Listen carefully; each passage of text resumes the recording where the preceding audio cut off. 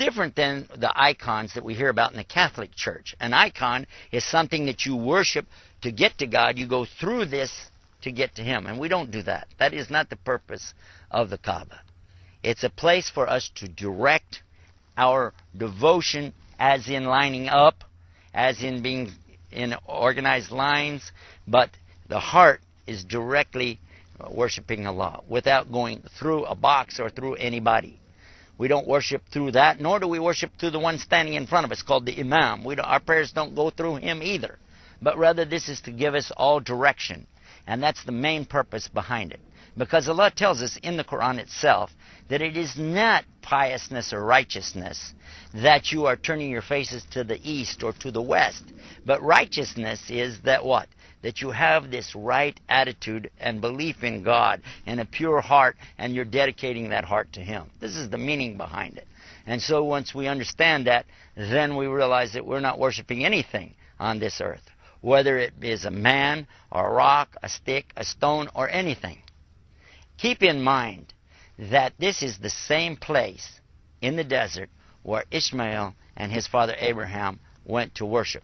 And they performed certain manasik, or rituals, that were carried forward even by their descendants and finally to Muhammad. It's not something new, and it's well established. And by the way, there's also a story amongst the Israeliyat, which means the stories from Israel, previous generations, talking about that when Adam and Eve first were put out of the Jannah, or the paradise, that this is the place where Adam went to make his prostration. This is where Adam went to put his head down on the ground and ask for forgiveness for having eaten the fruit.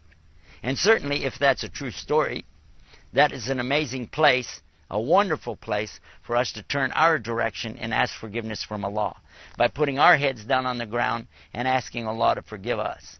It's not so much the place, it's the attitude. And our attitude is one of gratitude. As Muslims, we put our head down on the ground to the Almighty, the one above. And in this position, with the head on the ground, lowering ourselves in front of Him, then we have done the most amazing thing. The human being who considers himself so proud and arrogant lowers himself before the Lord of the worlds, puts his head on the ground and asks Him, "Oh God, forgive me. Forgive me and have mercy on me." So this really gives us a chance to understand the marker, the place where we all face. We don't worship that, but we worship the God that created that and everything else. And we line up all together, uniting our hearts and our worship, and we all face the same direction wherever we are in the world. And this is something amazing that you only find in Islam. Because once a year, every year, the Muslims gather at this place, the Kaaba, in Mecca, to worship the Rabbil Alameen, the Lord of the worlds. We go there and we perform these rituals, and this is to remember and commemorate what Abraham and his son Ismail did centuries and millenniums ago. It's not something new whatsoever. In fact, it's a return back to the original form of worship and the original place of worship of the one God of Abraham, the God of all of the prophets. Once I presented this to the gentleman there in Canada, he was amazed, he was astounded, and he was looking at me like, I didn't know that. I didn't realize this. Then he turns and he says to me, "You know what? This makes sense. This is exactly what I've always believed, that there's only one God, and He doesn't have partners. I don't believe in 3 gods or 2 gods. I don't believe in a son of a God. I believe just in the one God." And I said, "Well, this is what we believe." He said, "Well, I believe in the God of Abraham." I said, "This is what we believe." I said, "Now I have a question for you. Remember what I said in the beginning? If you heard yourself say, 'Gee, I like this for me. Gee, this is what I already believed,' would you be prepared then to worship your God and my God, your Lord, my Lord, alone without partners?" He goes, "Yeah." I said, "Okay." And that gave us an opportunity right then to ask him if he's prepared to enter into Islam, by explaining now the details of what is Islam. We talked a little bit about, of course, the belief or the Aqidah of Islam, and then we went to the 5 pillars of Islam. I explained to him that being a Muslim, you obey Allah, and one of the things Allah has asked us to do after entering into Islam, of course, is to make the Shahada, give the statement of La ilaha illallah. None is worthy of worship except Allah. and Muhammad are Rasulullah, that Muhammad is his messenger, and as such, I'm going to use him as my example and follow his teachings. Understanding that, then I know that I have to begin to pray 5 times a day, called Salawat al-Khams, and I explained that to him. We talked about the fasting in Islam, that we have to, every year, fast the month of Ramadan.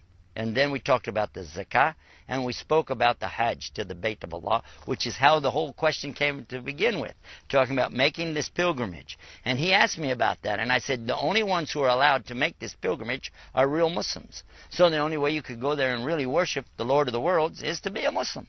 And he said, you know what, I really am ready to be a Muslim. And I understand it, I want to do it. So we gave him Shahada right there in front of the whole masjid there in Toronto, Canada. And he took his Shahada. He said, Ashhadu an la ilaha illallah, wa ashhadu anna Muhammadan abduhu rasul. I bear witness in open testimony. There's none to worship except the one Almighty God, and he has no partners.